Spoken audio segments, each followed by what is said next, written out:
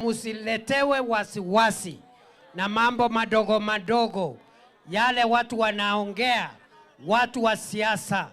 Mimi ndio Deputy President wa Kenya, na hii kiti hakuna mahali kinaenda, na tukitoka hapa hakuna kurudi nyuma, ni kusonga mbele. Deputy President Kithure Kindiki has firmly dismissed mounting speculation about his political future, declaring his seat secure through the next general election cycle and beyond. The empathetic stance comes as the Orange Democratic Movement intensifies its campaign for executive power sharing agreement that could potentially include the deputy president's slot ahead of the 2027 general election. Mwanasiasa mzuri anajua siku ya kuongea na siku ya kunyamaza. Mwanasiasa mzuri anajua siku ya kazi na siku ya siasa. Niseme nisiseme? Ukiwa mwanasiasa kumbavu, unaongea kila siku. Unaongea Jumatatu, Jumanne, Alhamisi, Jumapili, Januari, Disemba, ni mdomo. Wewe ni mwanasiasa ambaye hauna akili. Mwanasiasa mwenye akili anajua siku ya kuongea, siku ya kukimya. ODM party leader Oburu Oginga made the party's ambition clear during a delegates meeting in Mombasa on Wednesday, February 12, 2026. He stated that ODM was targeting the deputy president's seat very strongly as the party's fair share in any coalition agreement with the ruling United Democratic Alliance Party. Walisema ati mimi nilisema ati sisi hatutaki kiti cha deputy president. Hiyo kiti ya deputy president ndio tunalenga sana. Hiyo ndio tunalenga.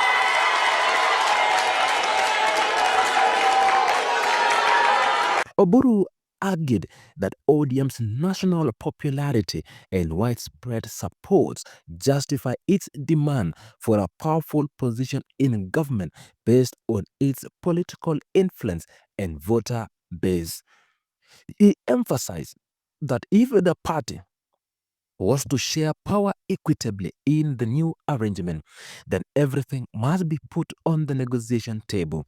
However, Oburu was quickly to clarify that ODM held no personal vendetta against Kindiki, insisting the push was not about individual but about equitable power sharing. Homa Bay Governor Gladys Wanga reinforced the position during an event in Kwale County on Thursday, February 13. She urged ODM to end its 2-decade opposition streak and declared that the party wanted to form the next government in 2027 or be part of the coalitions that form the government.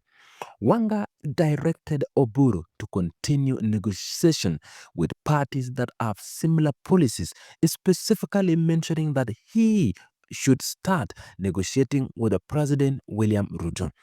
She emphasized that the ODM enters such a discussion, it wants to go as a party that has strength and command significant bargaining power. Public Service Cabinet Secretary Godfrey Ruku delivered a swift rejection of ODM's demand while speaking in Embu on Thursday, February 13. He insisted that Kindiki remains firmly in place as the deputy president and will retain the position through the next general election. Ruku stated categorically that Kindiki is the deputy president now and will remain the deputy president in 2027 and served until 2032.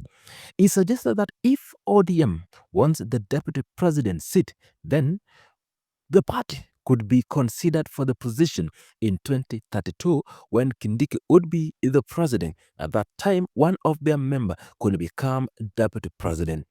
Ruku emphasized that the power-sharing framework does not include reopening the deputy president slot and the position is not vacant in 2027.